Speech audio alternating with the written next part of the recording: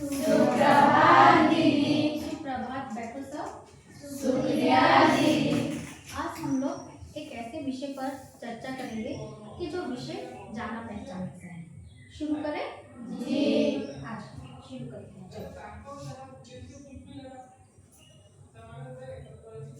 मैं अभी आप लोगों से कुछ सवाल पूछूंगी, उसका आंसर दोगे? जी।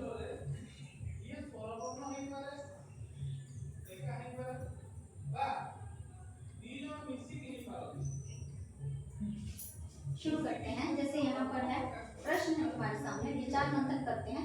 एक आदर्श मनुष्य की खोज। आज हम हमारी कक्षा में चलेंगे एक आदर्श मनुष्य की खोज करने के लिए। तो तैयार हो सब? जी। तो जैसे देखो, पहला सवाल है मेरा, आपके अनुसार एक अच्छे इंसान के क्या गुण होने चाहिए? तुम लोगों की नजर में, आप लोगों की नजर में एक अच्छा इंसान आप किसे मानते हो? कौन हो सकता है? जो दूसरों की सहायता करता है। जी है, जी हाँ, जो दूसरों की सहायता करता है। निरंजन कुछ बताना चाहते थे, बताओ। जो सबकी सहायता करता है। जो सबकी सहायता करता है, दूसरों की सहायता करता है, जो सबकी सहायता करता है, दोनों का अर्थ एक ही आ जाता है। Very good. उसके बाद है, किसी ऐसे व्यक्ति का स्मरण करें जिसने दूसरों के लिए अपना जीवन समर्पित कर दिया। मतलब तुम लोग किसी ऐसे व्यक्ति का नाम बताओ जिसने दूसरों के लिए, ठीक है, अपने जीवन का बलिदान दे दिया। कोई ऐसा व्यक्ति सोचो, कौन हो सकता है? बहुत से है, लेकिन हमारे महात्मा गांधी, सुभाष चंद्र बोस। देखो, एक महात्मा गांधी, सुभाष चंद्र बोस। कोई और बताओ, एक नाम बताओगे, सबको बताओ, एक नाम बताओ। सरदार वल्लभ भाई पटेल जी, हाँ। और कोई लड़कों में से? गोपबंधु दास, ये सत्य है, तुम बताओ। एपीजे अब्दुल कलाम। एपीजे अब्दुल कलाम। उषा बताओ। जवाहरलाल नेहरू। जवाहरलाल नेहरू। आगे बताओ बेटे। गोपबंधु दास बताया था शायद किसी ने अभी, हाँ। इसके अलावा? हाँ, लाल बहादुर शास्त्री। लाल बहादुर शास्त्री, ठीक है। और कोई बोलो और? हाँ, बैसाखी। जवाहरलाल नेहरू ऑलरेडी बता चुके हैं। और कोई बताओ, और क्या हो सकते हैं, और कौन हो सकते हैं? और कौन हो? मदर टेरेसा, ठीक है। तो मेरे कहने का अर्थ है कि जितने भी आप लोगों ने नाम बताए, ये सब क्या थे? इन्होंने निस्वार्थ, ठीक है, देश की सेवा की या फिर हमारे लिए कुछ ना कुछ कार्य किया। तो ये लोग थे क्या? ये हमेशा अमर है, ठीक है। इन लोगों को हम नहीं कह सकते कि इन्हें मृत्यु मिली है, ये हमेशा के लिए अमर है, युगों युगों तक अमर है। तो उसके बाद सवाल चलता है, क्या आपने कभी निस्वार्थ भाव से किसी की सहायता की है? तो ये आप लोगों से सवाल है, क्या कभी बिना स्वार्थ के? स्वार्थ से तो हर कोई करता है, जैसे मैं कहूँ उसने मेरी सहायता की है, मैं उसकी सहायता कर दूं ताकि कल मुझे जरूरत पड़ने पर वो मेरी सहायता करेगी, वो उसकी सहायता करेगा। हाँ, उसने आज मैं उसे होमवर्क दे देता हूँ, जिस दिन वो एब्सेंट रहेगा, जिस दिन मैं रहूंगा तो वो मुझे होमवर्क देगा। लेकिन नहीं, ऐसा नहीं, किसी की सहायता की है जब तुम्हारा स्वार्थ ना हो। क्या कभी किसी की सहायता किए हो?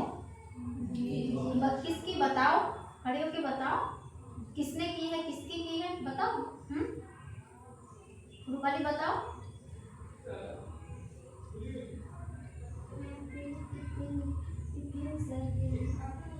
टिफिन शेयर करती हो, अच्छा ठीक है, ओके, हाँ।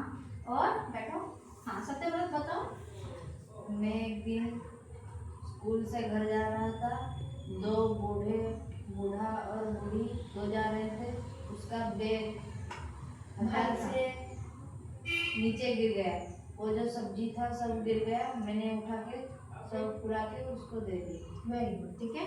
तो मतलब इसने किसी अनजान व्यक्ति की, बुजुर्ग लोगों की सहायता की जो कि उठा नहीं पा रहे थे, नीचे गिर गया, तो इसने उनका सामान सब थैले में डाल दिया, उन्हें फिर से दिया, ठीक है। ये भी सहायता है कि नहीं? तो हमें राह चलतों की सहायता करनी चाहिए, है कि नहीं? अगर हम देखें कि कोई अंधा व्यक्ति जा रहा है तो उसकी सहायता भी हमें करनी चाहिए, उसे रास्ता पार करवाना चाहिए। तो मतलब निस्वार्थ भावना से जितना हमसे हो सके हमें दूसरों की सहायता करनी चाहिए। तो जब हम निस्वार्थ भावना से दूसरों की सहायता करते हैं, ठीक है, हम क्या हैं? हम मनुष्य हैं, है कि नहीं? तो जब हम किसी की सहायता करते हैं, हम मनुष्य हैं, मानव है, जब हम किसी की सहायता करते हैं निस्वार्थ भावना से, तो हम मनुष्यता को अपना लेते हैं, मानवता को अपना लेते हैं। तो आज का हमारा जो विषय है, ठीक है, मनुष्यताएं, ये किसने लिखा है? राष्ट्र कवि मैथिली शरण गुप्त जी द्वारा रचित है। ये कविता किसके द्वारा रचित है? मैथिली शरण गुप्त। वो कौन थे? राष्ट्र कवि की उपाधि उन्हें मिली है। तो अभी चलते हैं हम थोड़ा उनके जीवन की एक झलक देखते हैं। जैसे देखिए, राष्ट्र कवि की पहचान मैथिली शरण गुप्त जी, ठीक है, भारतीय संस्कृति और राष्ट्रीय चेतना के अमर गायक है। उन्होंने देश प्रेम की ऐसी कविताएं लिखी है कि जो भारतीय उनके अंदर देश प्रेम की भावना प्रोत्साहित होने लगी। ठीक है, प्राप्त उपाधि राष्ट्र कवि, वो जो उन्हें राष्ट्र कवि की उपाधि मिली है वो किन्होंने दी है? महात्मा गांधी जी ने दी है। ठीक है, काव्य विशेषताएं खड़ी बोलिता, परिमार्जित रूप, मानवतावादी दृष्टिकोण और उग्र देशभक्ति। मानवतावादी, जो हमने मानवता की बात की, मनुष्यता की बात की, तो वैसा उनका दृष्टिकोण था कि कैसे दूसरों की सहायता की जाए, कैसे परोपकार किया जाए। फिर है उग्र देशभक्ति, मतलब तीव्र, बहुत ज्यादा देशभक्ति उनके अंदर भरी हुई थी। फिर उनकी मुख्य कृतियां क्या है? साकेत, जशोधरा, भारत भारती, जयद्रथ वध। समझ लगा कि नहीं? अभी हम चलते हैं उनके द्वारा रचित कविता, जो कि आज का हमारा विषय है मनुष्यता। अभी इसको पढ़ेंगे यहाँ पर, ठीक है, फिर इसमें हम लोग नए शब्दों के अर्थ करने के बाद इसका भावार्थ व्याख्या करेंगे। विचार लो कि मत्य होना, मृत्यु से डरो कभी, मरो परंतु यो करो कि याद जो करे सभी। हुई न जो सुमृत्यु तो वृथा मरे वृथा जिए, मरा नहीं वही कि जो जिया न आपके लिए। वही पशु प्रवृत्ति है जो आप ही चरे, वही मनुष्य है जो कि मनुष्य के लिए मरे। रहो न भूल के कभी मंदाद तुच्छ वित्त में, सनाथ जान आपको करो न गंध चित्त में। अनाथ कौन है यहाँ, अनाथ कौन है यहाँ, त्रिलोकनाथ साथ है, दयालु दीन बंधु के विशाल बड़े हाथ, विशाल हाथ है। तो अभी कविता की व्याख्या से पहले हम इसके शब्दों के अर्थ की तरफ चलते हैं। जो नए शब्दों के अर्थ आए हैं यहाँ पर ध्यान से देखो। मर्त्य, मर्त्य मतलब मरणशील। हम सब मर्त्य हैं कि नहीं? जो पृथ्वी लोक है इसको मृत्यु लोक कहा जाता है। क्यों? क्योंकि पृथ्वी पर जितने भी जीव जंतु मनुष्य, हर एक प्राणी क्या है? मृत्यु को प्राप्त होता है। ठीक है, तो इसलिए पृथ्वी को मृत्यु लोक भी कहा जाता है। तो इसलिए हम सब क्या है? मर्त्य है। हमने जन्म लिया है तो हम एक न एक दिन मरेंगे भी जरूर। वृथा, वृथा मतलब बेकार, ठीक है, व्यर्थ, मंदाद, घमंड में अंधा, सनाथ जिसके साथ रक्षक हो। ठीक है, जैसे हम कहते हैं कि जिस बच्चे के माँ बाप होते हैं उसको हम सनाथ बोलते हैं, और जिसके माँ बाप दोनों नहीं होते हैं उसे हम क्या पुकारते हैं? अनाथ। मतलब उसके ऊपर, सर के ऊपर किसी का हाथ ही नहीं है कि नहीं? और आप लोग भी देखते होंगे कि जिसका कोई नहीं होता तो लोग उसके साथ जैसा तैसा व्यवहार करना शुरू कर देते हैं, लेकिन अगर माँ बाप होते हैं तो थोड़ा डर कर रहते हैं। त्रिलोकनाथ, त्रिलोकनाथ, ठीक है, त्रि मतलब तीन, तीनों लोकों के नाथ, ठीक है, तीनों लोकों के नाथ मतलब ईश्वर। सुमृत्यु मतलब गौरवशाली मृत्यु, अच्छी मृत्यु। ठीक है, जो अच्छी मृत्यु, सुमृत्यु किसे कहेंगे? जो मरने के बाद भी लोग जिसे याद करें उसे कहेंगे हम सुमृत्यु।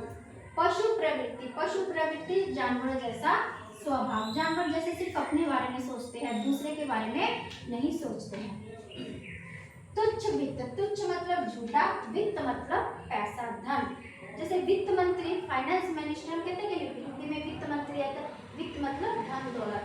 तो ये जो धन दौलत है ये आज है कल नहीं है, लेकिन ऐसे कि आना जाना है ना। कहते हैं कि लक्ष्मी बड़ी चंचल है। चित्त, हृदय या फिर मन। दीन बंधु, दीन मतलब गरीब, बंधु मतलब सखा साथी, तो दीनों पर दया करने वाला। तो ये थे तुम्हारे शब्द अर्थ। अभी हम चलते हैं व्याख्या की तरफ। विचार लो कि मर्त्य होना, मृत्यु से डरो कभी। इसमें कवि क्या कहते हैं? मैथिली शरण गुप्त जी कहते हैं कि मन में ये विचार कर लो कि ये समझ लो इस बात को कि अगर हमने पृथ्वी पर जन्म लिया है तो एक न एक दिन हमारी मृत्यु अवश्य होनी ही है। तो इसलिए हमें क्या है? मृत्यु से कभी डरना नहीं चाहिए। ठीक है, कभी भय नहीं करना चाहिए मृत्यु का। मरो परंतु यो करो कि याद जो करे सभी मरो। मरना तो है, ये तो निश्चित है कि नहीं, निश्चित है कि नहीं, मरना है, एक ना एक दिन हमें मरना ही है। किंतु हमें ऐसे मरना चाहिए, मतलब जीते जी ऐसे काम करने चाहिए कि मरने के बाद भी हमें क्या है, पूरी दुनिया याद रखे। जैसे हमारे राष्ट्रपति APJ Abdul Kalam, mother Teresa जैसे समाज सेविका थी, अपना पूरा जीवन दे दिया। मधुसूदन है, गोपबंधु दास है कि नहीं, जितने भी हमारे स्वतंत्रता सेनानी हुए हैं, है कि नहीं, तो उन्होंने क्या किया, हमारे लिए अपने जीवन का बलिदान दे दिया। तो क्या हम उनको भूले हैं? नहीं। याद है कि नहीं हमें, हमारी आने वाली पीढ़ी भी याद रखेगी। तो ऐसे ही मृत्यु हमें मरनी चाहिए, मरना तो है, लेकिन हमें मरने से पहले कुछ अच्छे काम कर जाने हैं। हुई ना जो सुमृत्यु तो वृथा मरे वृथा जिए। अगर हम जिंदा रहते हुए कुछ अच्छे काम नहीं कर गए हैं तो हमारा जीना भी व्यर्थ है और हमारा मरना तो व्यर्थ है ही है। मरा नहीं वही कि जो जिया न आपके लिए। तो जो व्यक्ति दूसरों के लिए जीता है, दूसरों के लिए अपना जीवन दे देता है, वो तो कभी मरता ही नहीं है, वो तो अमर हो जाता है कि नहीं। तो उसको कभी ये मृत्यु जो आती है वो शारीरिक रूप से आती है, किंतु वो व्यक्ति हमेशा के लिए अमर हो जाता है। जैसे कि हमारे सैनिक है जो सरहद पार युद्ध करते हैं हमारे लिए, हम यहाँ पर बैठकर अभी क्लास कर रहे हैं, किस लिए, शांति से, ठीक है, सुरक्षा से, क्योंकि हमारे सैनिक सरहद पार हमारी रक्षा कर रहे हैं। तो जब भी वो शहीद होते हैं तो वो कभी मरते नहीं है, ठीक है, वो हमेशा अमर होते हैं। वही मनुष्य है जो मनुष्य के लिए, असल में मनुष्य कहलाने के लायक कौन व्यक्ति है? जो व्यक्ति दूसरों के लिए अपने जीवन का बलिदान दे देता है। रहो न भूल के कभी मंदाद तुच्छ वित्त में। कभी भी हमें धन दौलत संपत्ति जायदाद घर परिवार का घमंड नहीं करना चाहिए। ये तो आज है कल नहीं है, ये तो कहते हैं कि पैसा तो हाथ की मैल है, अभी है कल नहीं है। तो इस चीजों का गर्व करके हमें कभी भी नहीं रहना चाहिए, क्योंकि ये हमेशा हमें लोगों से नफरत करना सिखाते हैं। तो ये सब बातें इनका हमें क्या है, घमंड नहीं करना चाहिए। सनाथ जान आप को करो न गर्व चित्त में, ठीक है। तो हमें ये भी नहीं सोचना चाहिए कि मेरा परिवार सब कुछ है, मेरे भाई बहन है, बंधु है, माँ बाप है, तो इस बात को लेके हमें गर्व नहीं करना चाहिए, ठीक है कि नहीं। हमें सबको अपना मानना चाहिए, सबके साथ एक जैसा व्यवहार करना चाहिए। अनाथ कौन है यहाँ इस धरती पर? कौन अनाथ है? कोई भी अनाथ नहीं है, क्योंकि हम सबको जन्म देने वाला एक परमात्मा है, ईश्वर है, हम सब उनकी संतान है। त्रिलोकनाथ साथ है, तीनों लोकों के नाथ जब हमारे साथ है तो फिर अनाथ कौन हुआ? इस धरती पर कोई भी अनाथ नहीं है, सब सनाथ है। दयालु दीन बंधु के बड़े विशाल हाथ है।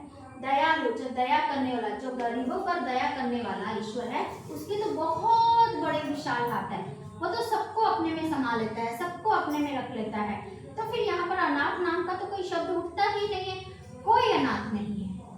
तो इतना सा आज तुम लोगों को समझ लगा कि नहीं? जी। समझ लगा कि नहीं? जी। समझ लगा है कि नहीं? उसके बाद हम थोड़ा चलते हैं मनुष्यता की, देखते हैं किन लोगों ने मनुष्यता की सही परिभाषा दी है।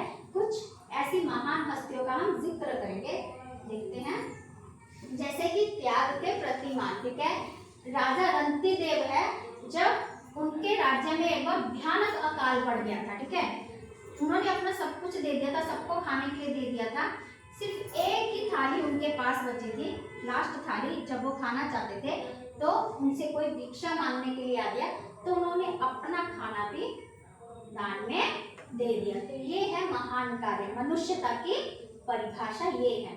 फिर है उनिशर, ठीक है, शिवी राजा, उन्होंने कबूतर की रक्षा के लिए क्या किया था? बाज को, कबूतर का जितना वजन था अपने शरीर से मांस काट के बाज को दान दे दिया। इसे हम मानवता कहेंगे, निस्वार्थ भावना से सेवा की। दधीचि, वृत्तासुर राक्षस का नाम सुने होंगे, ठीक है, उन्होंने पूरा हाहाकार मचाया हुआ था देवलोक में। तो देवता क्या किए?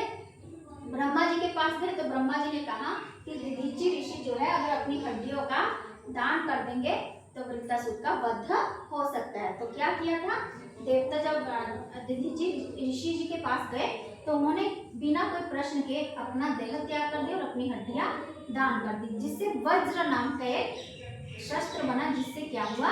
वृत्तासुर का वध किया गया। कर्ण का नाम सुने होंगे, है कि नहीं? उन्होंने क्या किया था, उनके कवच और कुंडल थे ना जिससे उनकी रक्षा होती थी, उन्होंने भी वो दान कर दिया। तो ये जो लोग थे उन्होंने निस्वार्थ भावना से क्या था, लोगों के लिए अपना बलिदान दे दिया था। आगे चलते हैं, अभी थोड़ा बात करते हैं कि आप लोगों को ये कविता कितनी समझ लगी है। कवि ने कैसी मृत्यु को सुमृत्यु कहा है? कैसी मृत्यु को सुमृत्यु कहा है? जो अपने लिए दूसरों के लिए यस, कैसी मृत्यु को जो अपने लिए कार्य न करके दूसरों के लिए कार्य करता है, ऐसी मृत्यु को सुमृत्यु कहा है। पशु प्रवृत्ति से कवि का क्या तात्पर्य है? पशु प्रवृत्ति समझने से क्या समझते हो?